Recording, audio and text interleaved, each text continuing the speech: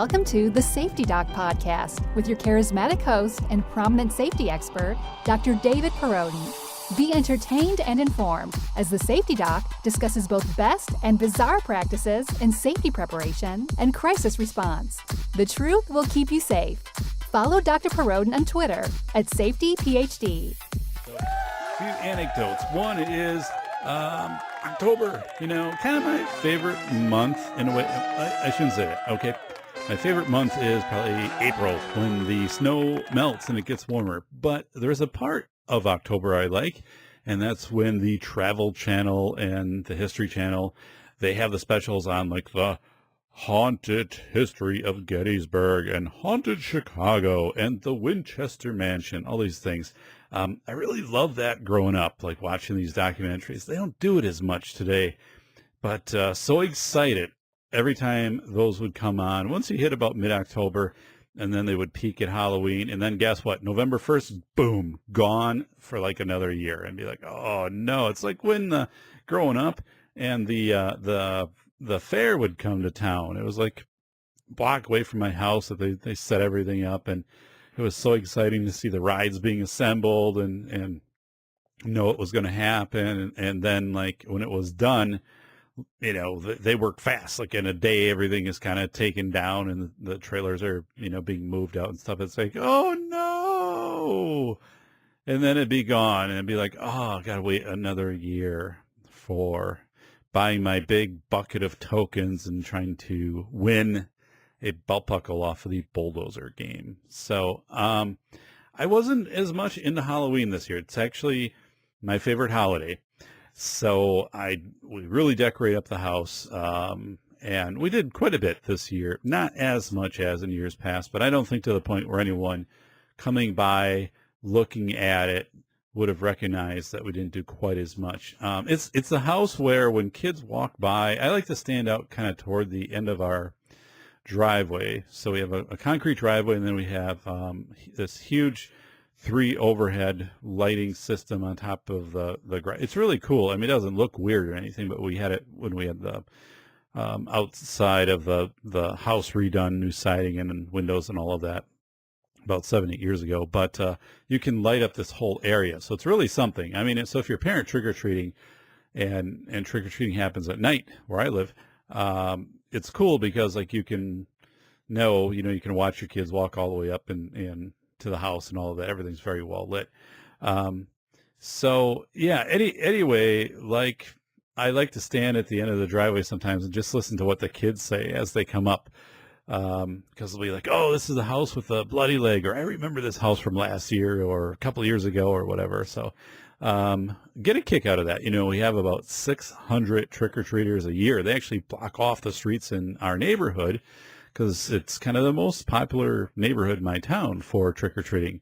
And my daughters were out, my oldest daughter and her friend were out for about 2 hours trick-or-treating, and their biggest highlight was coming back from the part of our neighborhood where they give out the full-size candy bars, kind of where the really, really big fancy homes are, about 2 blocks away. So we give out we don't do that, but I think we do a couple. So, the smaller ones, but we also invest in the experience for the kids. But it was fun. It was a fun time.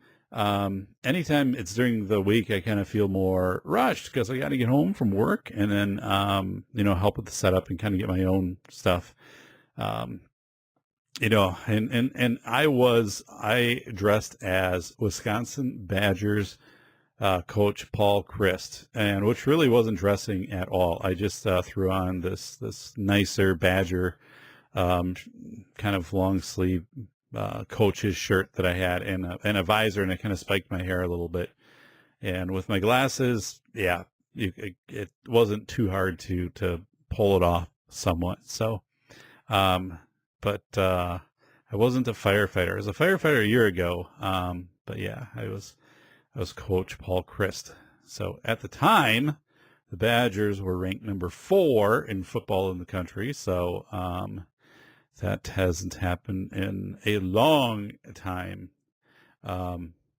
I remember, so we're talking about Halloween, and we're past Halloween, but I remember we had a farm, a crop farm out of town when I grew up, and the people that we rented the land from, there were a few things. So this is like probably the late 70s. I remember they had a picture taken of the original farmhouse, which was still on the property, and hadn't been used. That they kind of used it for storage and stuff like that. So just it looked like this old spooky house because that's what it was. Probably built 1880 whatever or earlier, and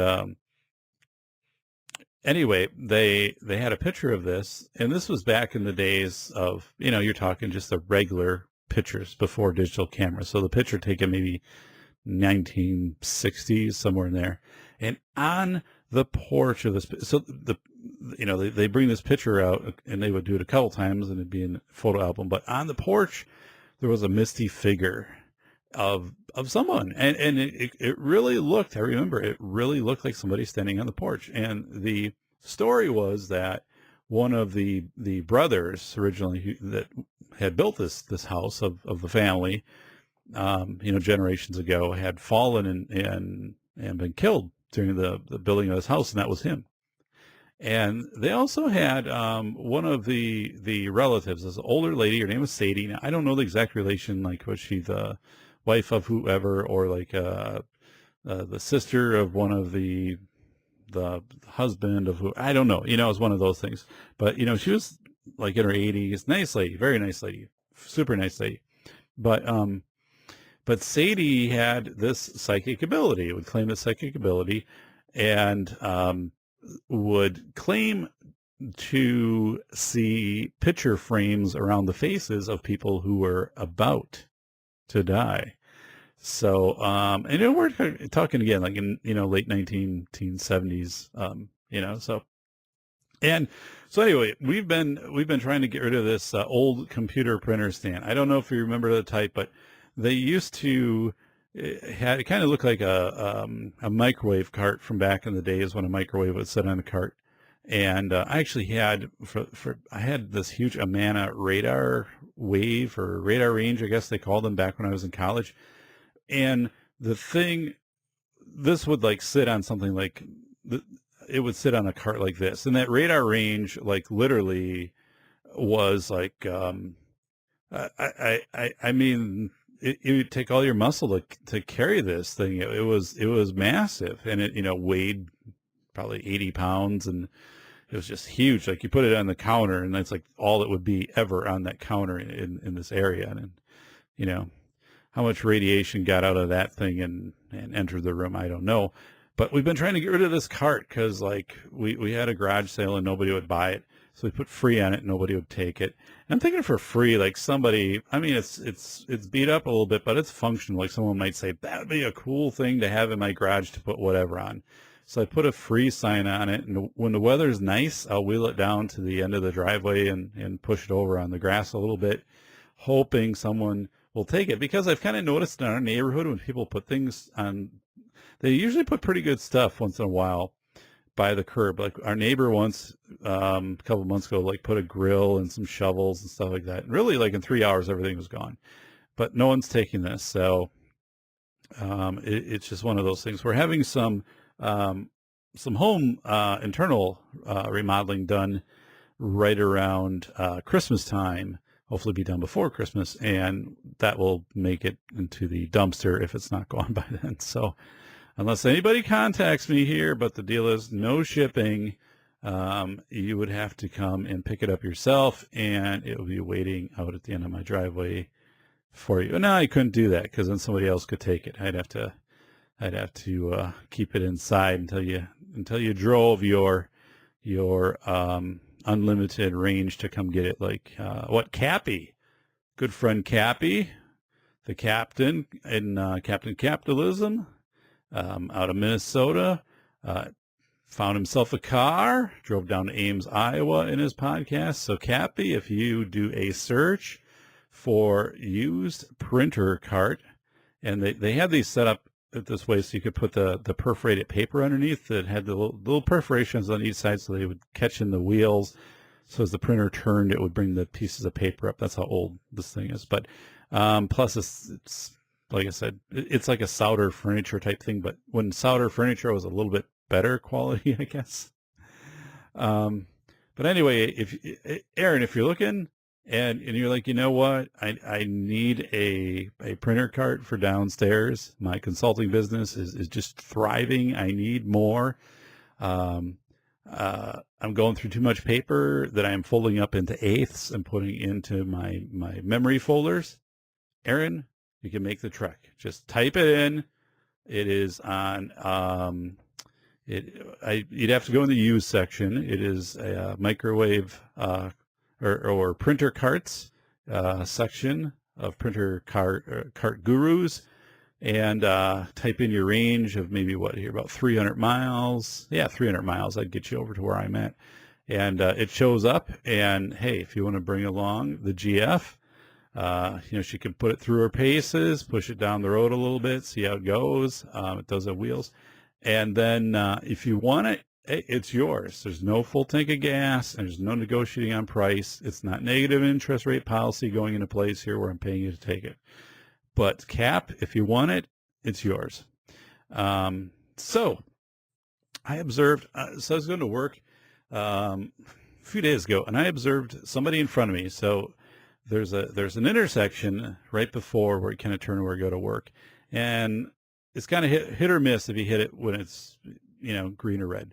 So I'm waiting at this intersection, and the person in front of me, so I can see through, their window, see them in the car. They have a lit cigarette, and they take the cigarette and they flick it out the passenger side window. So they have to take it across instead of like just out their window. I don't know the whole why. And they manage to flick this thing out, and it flies pretty far out the passenger window. And I'm thinking, wow, like, first of all, not cool. But the other part is like, there's a risk involved there, because like, if you do that wrong, you've just now flicked a cigarette that's landed on the seat of the passenger seat or somewhere on the floor, and it could really start to be a fire drill to watch you try to scramble around with that. But I'm like, wow, just remember watching that. I'm like, that seems like that was a lot harder option than what was available to you. Plus, like, probably shouldn't have done that at all. And then just getting into it, I don't know if any of you have heard of this. This is a simplified version of a story that is accurate. Is accurate. I heard through different accounts, but the fires in California affected the Hewlett-Packard headquarters. Hewlett-Packard, the printer. So remember, printer story, my printer stand. This wasn't supposed to link together this way, but it just does. So Hewlett-Packard, though, the original communications between Hewlett-Packard, like Denny Hewitt and Tommy Packard. So not that those were their names, but anyway, Hewlett-Packard. So, founders of Silicon Valley, the original communications, like the handwritten, the notes, the little diagrams, the business models, those types of things, the very early things, the back of the Denny's napkin or the placemat where they're kind of roughing out their business strategy. This type of stuff was lost in the fire.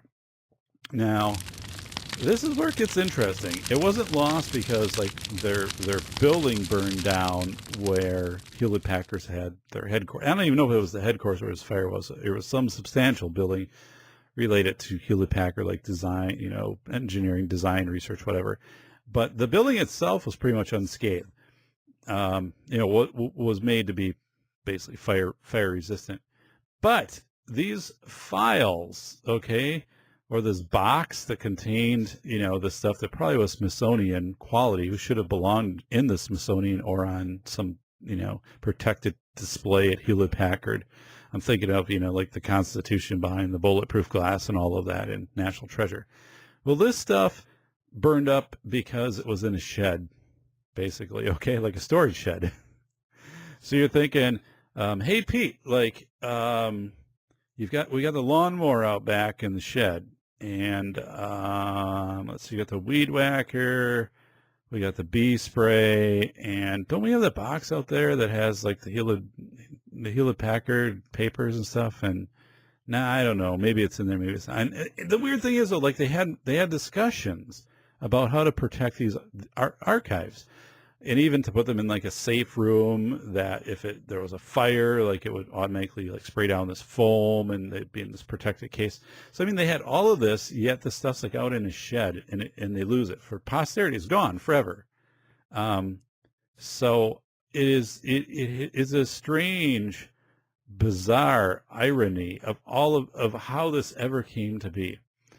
And the fact that, I mean, as awful as it is now, and you don't have scans of it, and then Hewlett Packard makes scanners. So, I mean, there's so many weird parts of this, but it's gone.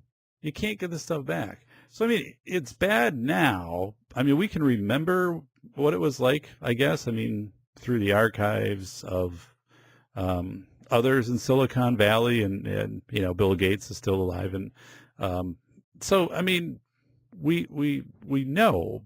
But in 100 years, and 200 years, 300 years, we look back at Silicon Valley, like this stuff's gone.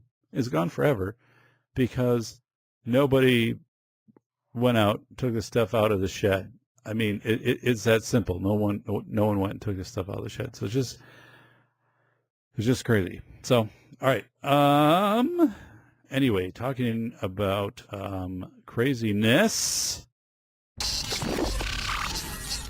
Thank you for tuning in to the Safety Doc Podcast with the nation's leading safety expert, Dr. David Perrodin, author, radio show host, university instructor, researcher, expert witness, and consultant.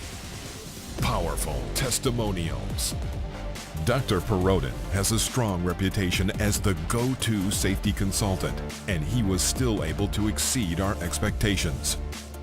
When we went looking for an expert in the field of crisis preparedness and prevention, David was the single person we pursued. Not easy stepping into the touchier subjects of life, but Dr. David pulls it off. Take a listen. Now, back to Dr. David Perrodin and the Safety Doc Podcast.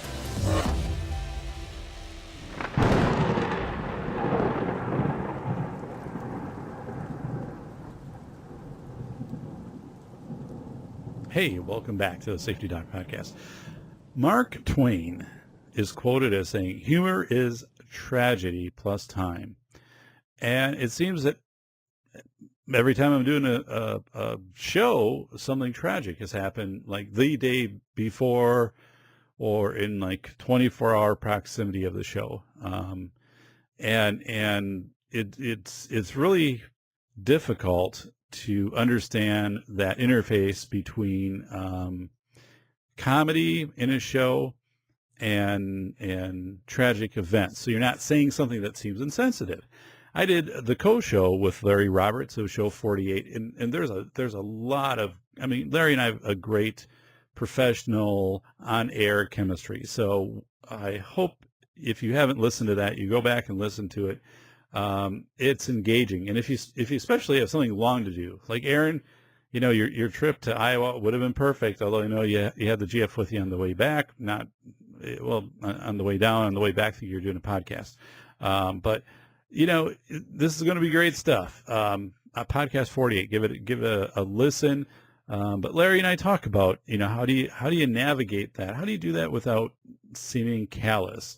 Because you're always judged about what your work is judged in the context of the moment, not the context when it was developed. So it gets really hard. It gets really hard. So we go through some strategies, I think, on when you're podcasting out and how to work with that. So what came out of that, though, is I've been thinking as I developed this show, which is the humor response, a deeper look at humor. And we're going to break it down into kind of the three main theories of humor. Now you'll say, there's more theories of humor, Dave. I'm like, there's more theories of humor. I know that. But there's three main theories of humor. And if you can know these three, I think you can include these in typical conversations. And there's going to be a point when you're going to especially use relief theory. You're going to understand that, you're going to know how to use it.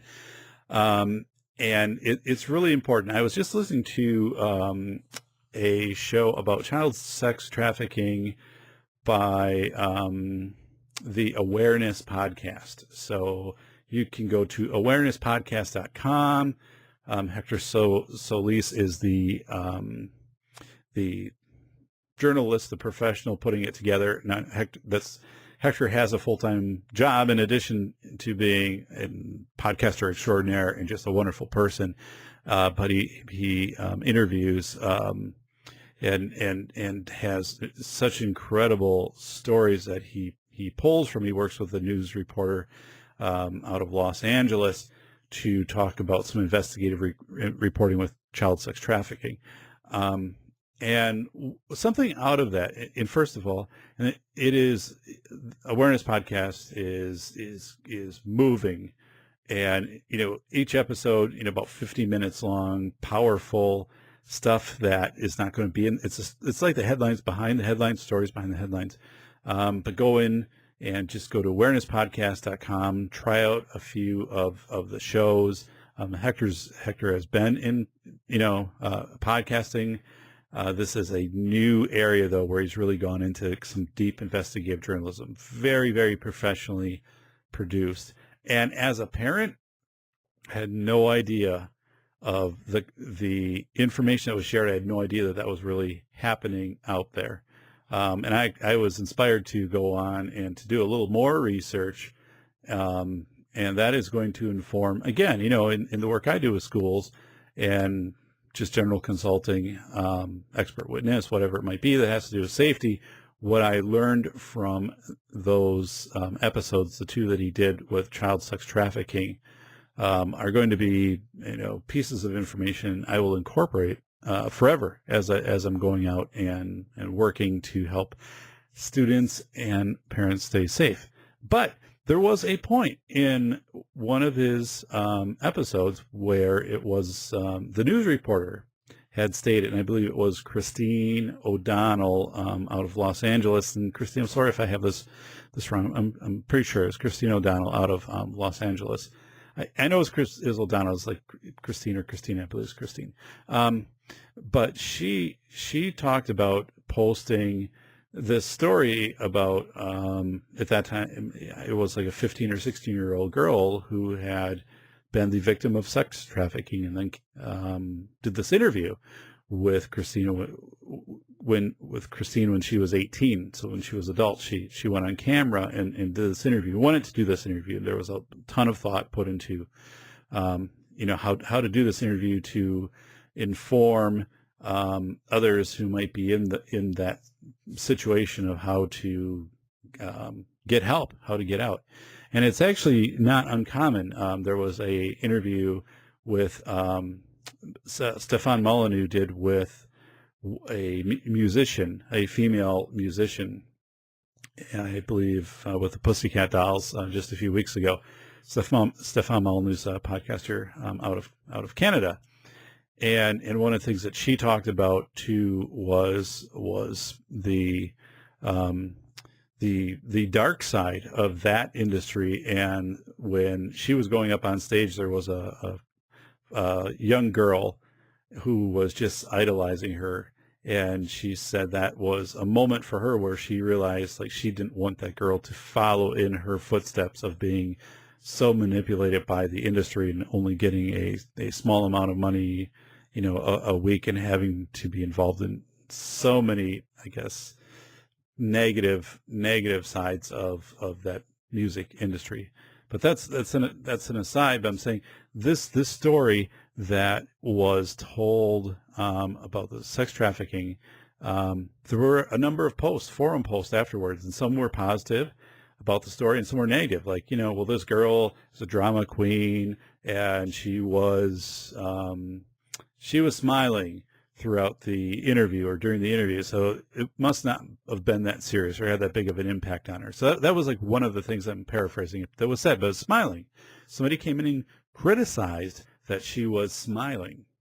And that comes to a point that I want to get into today, because I see this happen a lot in school safety issues and just safety in general, where conspiracy theorists, for example, come in and they'll take a clip of someone who has lost a child in a school shooting, the day before, or has lost a spouse in a shooting, or some tragic event like that.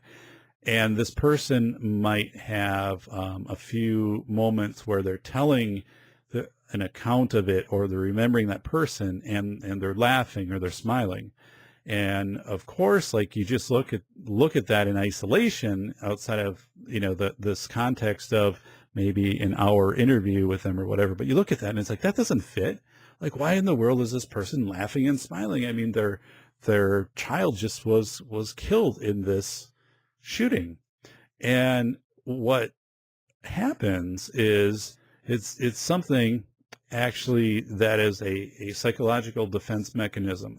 It's extremely well proven. I'm going to go through it right now, but it's called the relief theory of humor. Okay, so 3 aspects of humor: relief theory, superiority theory, and incongruous juxtaposition theory. So we're going to go through and we're going to talk about those.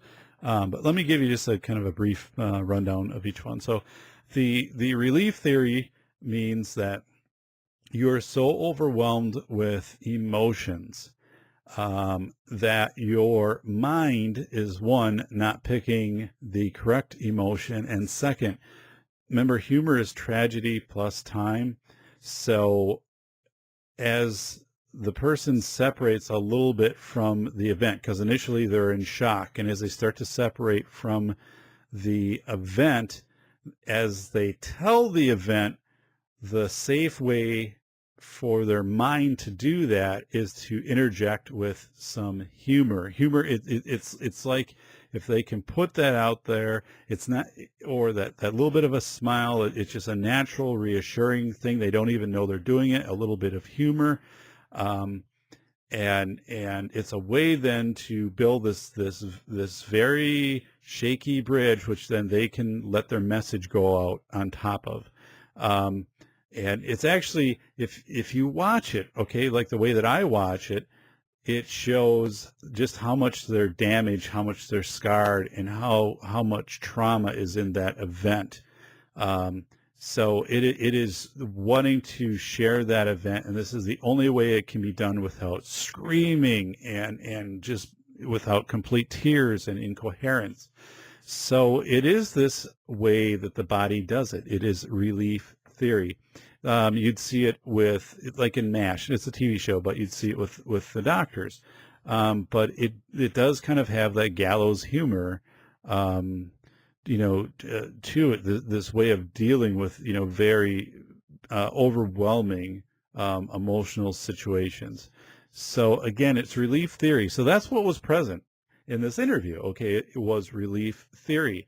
So this young lady, by doing this, is really exposing the depth of how much she's been harmed by using these defense mechanisms, which actually, if you just look at it at the surface, it's going to be like, oh, it seems she's laughing at, or at least she's able to cope with it or whatever. No, it's an insight into this has really, really harmed this person. And I've listened to talk show hosts, I guess, or people who've interviewed, but probably more talk show hosts who kind of get angry with their guests, and they'll be like, if you're going to laugh about, the fact that your parents left, you when you were younger, and this happened or whatever, then I'm not going to be able to keep doing the interview because, it just doesn't send the right message. Well, no, it doesn't send the right message unless you stop at that point and say, listen, this person is using a lot of kind of interjecting some laughter, interjecting some humor. Larry Roberts on Readily Random, a lot of his guests have overcome addictions. Sean Iams Fuller, would be one. And so you listen, very captivating interview, humor, some smiles. But if you listen to the content of the story, very, very tragic, which Sean was able to overcome. But wow, I mean, you listen to that and you can analyze the points when Sean was using humor so he could tell you about absolutely how horrible it was when his parents couldn't trust him to come over to the house, and he was basically banned because, he might take something and sell it, and just how much it hurt him to lose that trust of his parents and that reflection back upon himself, of, what have I become because of this addiction. So I guess what I'm trying to stop right now and get across is we need to understand this relief theory. When people are sharing with us, whether it be kids, because again, it could be interview. You're interviewing a child on something that, maybe it's abuse in the home or something like that. And your first impression off that interview is, they don't seem, they're affect. They seem like they're using some humor and things like that. But you have to know that definitely could be this relief mechanism. So keep working at it, keep asking questions. And eventually, with all of these interviews, that's like not the whole interview. There's different, you'll see different aspects of their emotions will kind of roll through these interviews. But it's that thing that happens, and it just is so horrible. It's where it is someone then that's had a parent that's lost a child in a shooting, and they have a 3-second clip where they're smiling or laughing, and that's isolated out, and somebody goes in and says, this is a conspiracy theory. Look at these people are all actors like this. They wouldn't do this if this was genuinely something that they had experienced. No, that's completely wrong. As a critical instant debriefer, again, I've debriefed people who have dealt directly with situations involving death when we talk about emergency responders, fire, police, EMS. And I can tell you, I've been in the room, when people have told their story and have threaded it with a little bit of self-laughter or a little bit of a smile back to themselves as tears are coming down their face because it's painful and they're trying to share that story. Again, so relief theory, I just want to point it out, and I'm pointing out there, Christine, in support of the interview you did and the follow-up interview where you wanted to bring awareness to people who are posting negative comments and kind of adding to the victimization of this young lady. And you had indicated, I believe, a statement and obviously a professional statement, because this is what you do, of saying people generally too, first time in front of a camera, are nervous, and it's not uncommon for them to laugh and show different emotions. And I'm saying, in addition to that, there's this whole psychological component which completely comes behind that of the more you see that, especially from a victim, it's a window inside of, oh my goodness, you've been hurt. I feel so bad for you. If anything, it needs to warrant empathy of how much that person has been hurt. It's almost like the bigger you smile, the louder you laugh, the more I know you're hurting, whether that makes sense or not. But there's hard science behind it, hard science. So let us talk. There was a story, Why We Laugh, How Laughter Can Help Build Resilience, by Dr. Alec Lickerman, MD. He's a general internist and former director of primary care at the University of Chicago, and has been a practicing Buddhist since 1989. So it was posted January 23rd, 2011. Again, Why We Laugh, How Laughter Can Help Build Resilience, Dr. Alec Lickerman, MD. So what I'm going to be sharing now is from this article. He also has a book. You can find it on Amazon, The Undefeated Mind on the Science of Constructing an Indestructible Self. So again, The Undefeated Mind on the Science of Constructing an Indestructible Self. I like his work, Alex Lickerman, MD. Okay, so he was talking about, so the psychological studies. Thank you for tuning in to the Safety Doc Podcast with the nation's leading safety expert, Dr. David Perrodin, author, radio show host, university instructor, researcher, expert witness, and consultant. Powerful testimonials, Dr. Perodin has a strong reputation as the go-to safety consultant, and he was still able to exceed our expectations. When we went looking for an expert in the field of crisis preparedness and prevention, David was the single person we pursued. Not easy stepping into the touchier subjects of life, but Dr. David pulls it off. Take a listen. Now, back to Dr. David Perodin and the Safety Doc Podcast.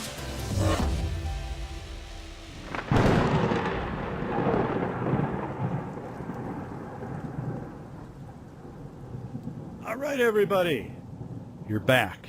Got your whole bowl of Cheetos in front of you, and you're like, I've got my earbuds in, and I am enjoying this Safety Doc episode.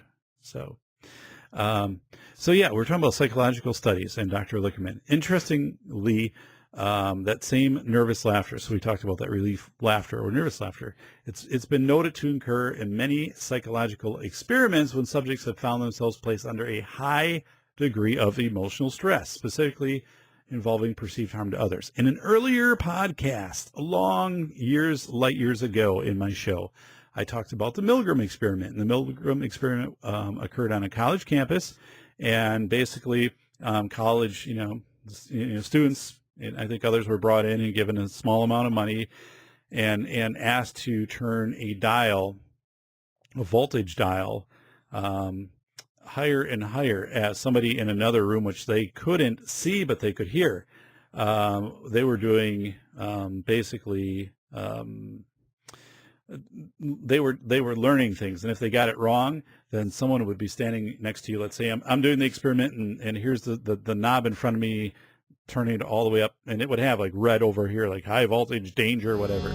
They'd be like, okay, turn it up like to this level, turn it up to this level, and they would like press the button to do the jolt, and maybe a light would come on in the other room, so the person knew that they were pressing it.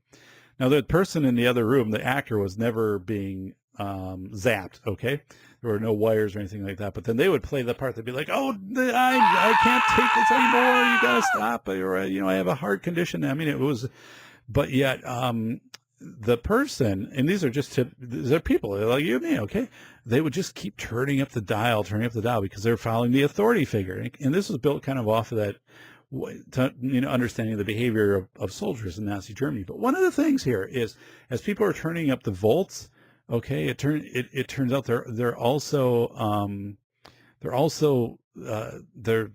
laughing. Okay, they're laughing. I mean, not overtly, wildly laughing, but they're kind of, a little bit of a smile and a laugh as they do this nervous laughter, as they're hearing these screams of pain from the other room.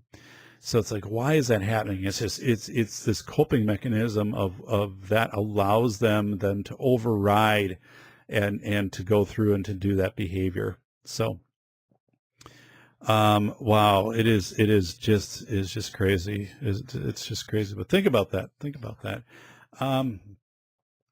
So some psychologists classify humor as one of the mature defense mechanisms that we invoke to guard ourselves against overwhelming anxiety. And you're like, Dave, you look like you're reading off something. Yes, I put notes together for this, so it is cohesive to some extent. And as Aaron would say, Anthem, look this up.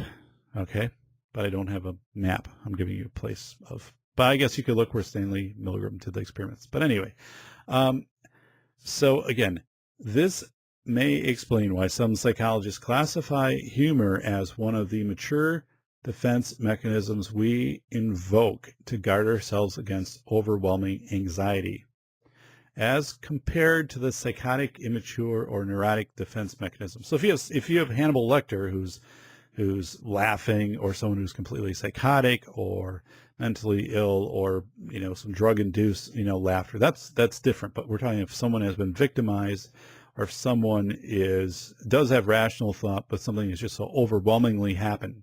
Okay, it's not uncommon to see like that humor. So it's like in Ghostbusters when they're on top of the building at the end, and they have to cross the streams to take care of Gozer, but But, it was Peter Venkman, terrified beyond the capacity for rational thought. And all of a sudden, Bill Murray's like, hey, I like this plan. Let's go for it. Let's cross the streams. And, at that moment, that humor takes over so they can actually do what they need to do. Just a movie example, but come on, it's near Halloween, right? So, being able to laugh at traumatic events in our own lives doesn't cause us to ignore them, but instead seems to prepare us to endure them. Going back to that interview from the Awareness podcast that Christine O'Donnell had done with Hector on child sex trafficking, again, think of that person telling their story of being a victim of sex trafficking. And let's use this sentence again. Being able to laugh at traumatic events in our own time doesn't cause us to ignore them, but instead seems to prepare us to endure them. It was Mark Twain who said, he said something. He said, hey, humor is tragedy plus time.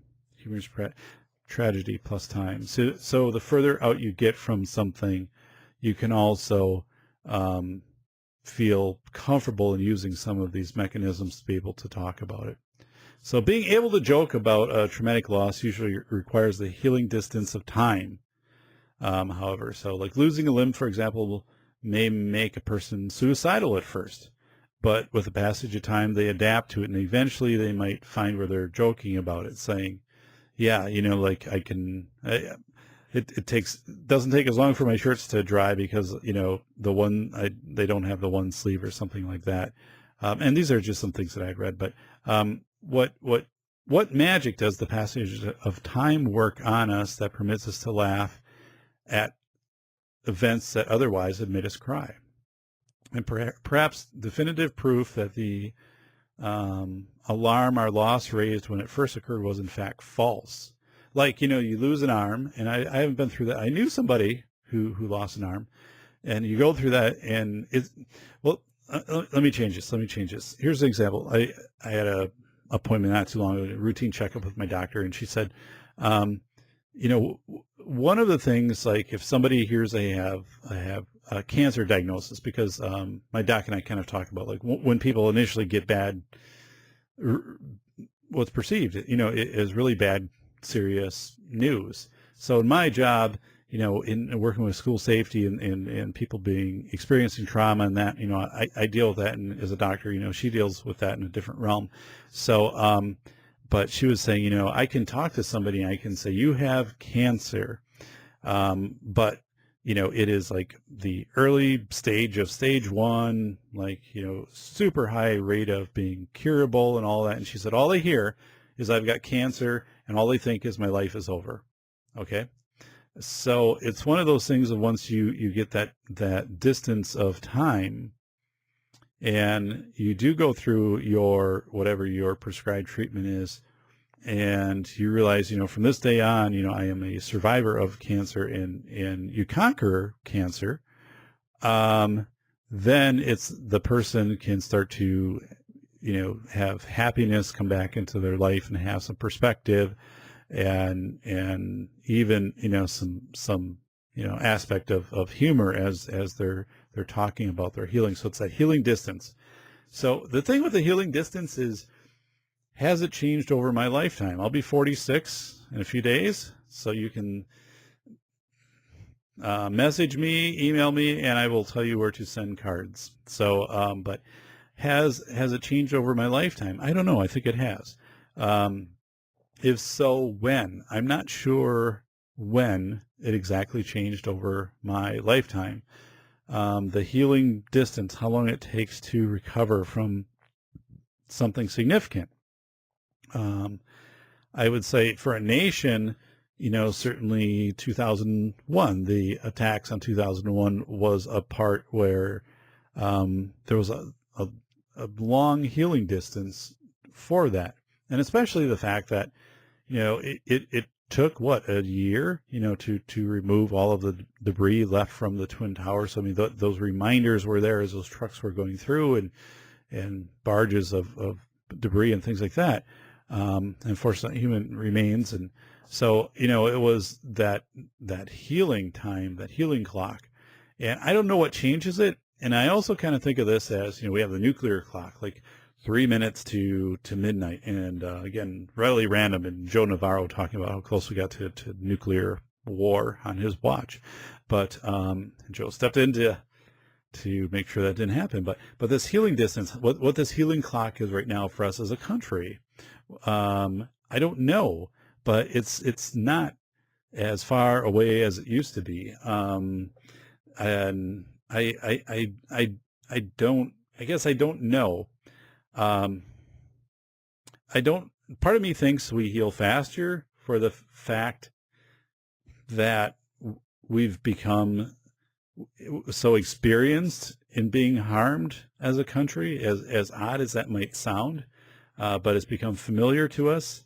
And we've gotten better at coping and moving on. Again, that doesn't mean that we completely accept and have processed things and they're over and it's done and we move on. But it does mean that I think because of the number of things that inundate us through the news, whether it be someone driving on a pathway in New York and killing people, bicyclists and other people, that to just keep going with the frequency of these things, we have to have some way to process that and give ourselves some healing distance, and where we can move on from that. So now I don't understand what this clock would look like. Would it look like the healing distance is narrowed now that we overcome these things, but we don't generally heal? Or is it that we're perpetually, it's like there's a wound, and every time it starts to scab over and heal, that immediately it's roughed up and damaged again? So is it this thing where we're just perpetually always in this damaged state, and we kind of have gotten used to it as a country? I don't know. It's deep. I can't really get my mind too much around that. And I spent time putting this together, but I just want to put that out there for you. So being able to face an old trauma with humor may very well then be considered a reliable signal of psychological recovery. So it is someone who had gone through something 5-10 years ago that was horrible, or even the event where Christine O'Donnell was interviewing the young lady who had been the victim of sex trafficking 2 to 3 years prior to that. And when it initially happened, I believe it proceeded closer to the time when she became an adult and Christine had interviewed her. But if you're interviewing someone of something that happened a few years ago, we might see then that they were able to look at it as that was then, this is now. It's not like this continuum of time. It's like it's two separate things that happen. You'll see that sometimes, like I know friends, or like you lose someone who's passed. Like I've had good friends who have passed, and I definitely know when that grieving period has kind of ended. And when I think of them, I just think of how I appreciate it, knowing them and what they contributed, and to me, and me being me, and smiles and things like that. And I'm not feeling that hurt when I'm doing that. So I think being able to face an old trauma with humor, like my friend Connie, who I mentioned previously on the show, with passive cancer, just a couple of years ago, had a wonderful sense of humor. And I will never forget when I worked with Connie early in my career, we had a luncheon where we worked, and it was catered. And our boss actually went to Kentucky Fried Chicken early in the morning and was able to get a special deal, like on all of the day-old stuff that didn't sell. It's like the day-old biscuits and the day-old macaroni. And I don't know if they kept the chicken overnight, like how that was, but so, and the thing is, then she brought it in and like treated us to the special, like, luncheon meeting, and also said like that she had got this all day old stuff. To me, it didn't really matter, but it was just this goofy thing. I was like, why would you tell anybody that day old? And so Connie and I used to kid about that. We used to work that in all the time. So laughter, I've heard laughter as a weapon. I'm like, I don't know about that. Laughter as a weapon, definitely not a weapon against people, but it can be used as a weapon against a situation, a situation that is so absolutely overpowering you that the only way you can get through it is to use laughter. It's so, laughter, it, like the 9/11 attacks. I mean, it could be so overwhelming to you that might be a response or a smile or something that totally doesn't fit the context, but it's the only way that you can process in that moment. In light of the above, perhaps laughter could be most properly considered as a weapon against suffering and despair. So if we can joke about a disappointing or traumatic event, we often find ourselves feeling that what's happened to us isn't so bad, and that we'll be able to get through it. The expectation serves two vitally important functions. One is it diminishes or even eliminates the moment-by-moment suffering we may otherwise experience as a result of a traumatic loss. So it might just be like, I'm hurting so bad, I don't want to hurt anymore. So, this little break of just being able to, instead of cry, just to be able to do a laugh or a smile breaks this.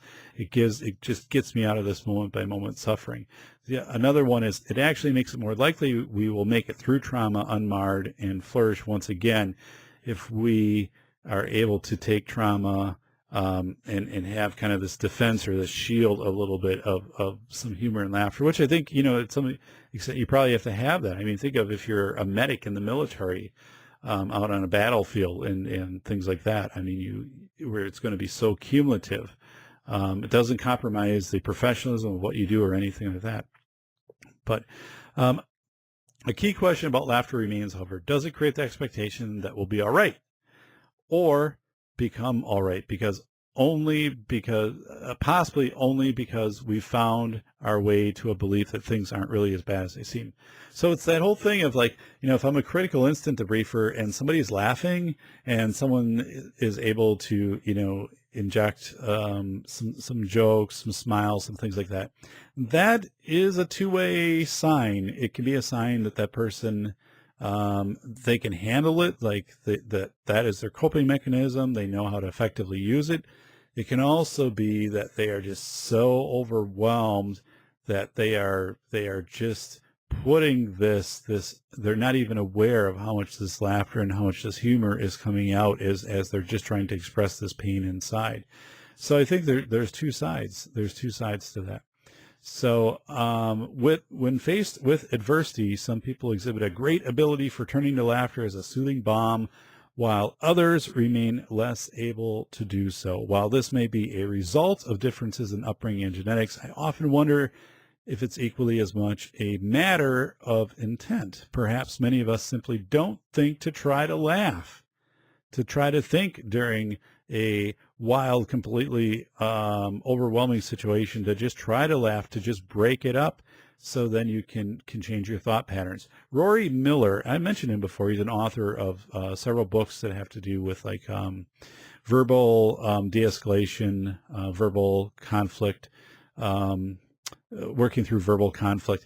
And Rory Miller, RORYMILLER, I have his books, Conflict Communications, and he has worked in training like prison guards in understanding that the fact something, all of a sudden you could be attacked by a prisoner or something like that, and the first few times that happens, for the first several seconds, you're not going to really fully know what to do, and it's going to take a couple moments, and then your training is going to click in. And he's teaching people, get that to train it, get that to click in faster, be aware. And as soon as you become aware of, hey, like this is, I need to do something. And I think that happens here too, of like that laughter can help break it up and be like, okay, here's what we're going to do. So let me wrap this up here. Thank you so much for listening to the Safety Doc Podcast on the 405 Media out of Los Angeles, California. thank you to Sprigeo, S-P-R-I-G-E-O, Sprigeo.com out of Santa Barbara, Sprigeo.com, the nation's leader in school bullying and safety reporting software. Sprigeo, thank you so much. Thank you for listening to the Safety Doc podcast. You are not the average listener. You are above average. You want to get the rhetoric out of safety, and you want to know what you can do to keep yourself safe, keep your family safe, and just information, hey, things that aren't covered in the mainstream media, interesting aspects just having to do with safety, with, how we process the intellectual side of safety. So thank you so much. I appreciate your intellect. I appreciate your follows, shares of the show, Facebook, not Facebook, I'm on Facebook, on Twitter, getting into YouTube and just letting people know. So Viktor Frankl, we talked about logotherapy in an earlier episode. Find it, logotherapy. It's actually one of my most popular episodes. Viktor Frankl was a doctor, I believe a psychiatrist, who was taken prisoner by the Nazis in World War II. So he was in Auschwitz and he was in other prison camps. And a few things Viktor Frankl said, and this is a quote, "I would never have made it if I could not have laughed." This is being a prisoner in the prison camp.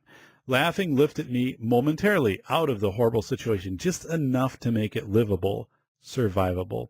Also, Viktor said, humor more than anything else in the human makeup, affords an aloofness and an ability to rise above in any situation, even if for a few seconds.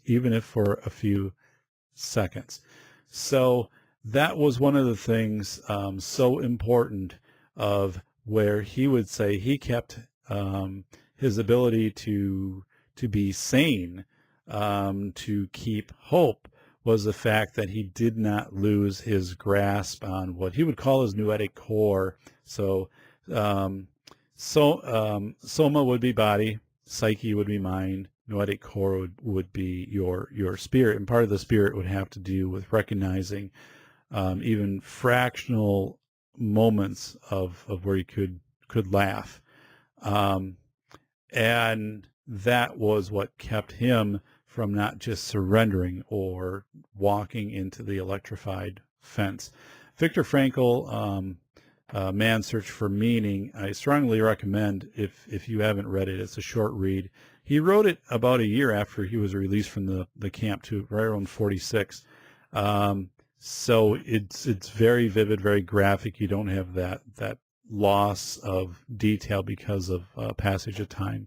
So Frankl's concept is based on the premise that the primary motivational force of the individual is to find a meaning in life. The following list of tenets represent basic principles of logotherapy. 1, life has meaning under all circumstances, even the most miserable ones.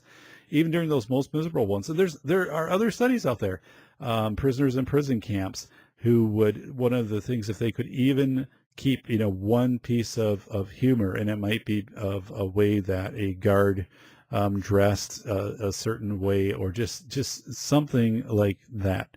The other part, Viktor Frankl saying, our main motivation for living is our will to find meaning in life.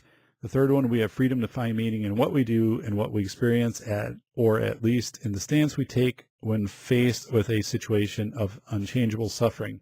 And we've heard stories too about prisoners in prison camps who, when they would be whipped or something, they would laugh. They would give a response which didn't meet what the person inflicting the pain was expecting, and that was their sense of putting their control over the situation. So I think that's absolutely amazing. So just in closing, my thoughts, I think that works to some limit, that the logotherapy, perhaps in a concentration camp when there aren't options at the moment.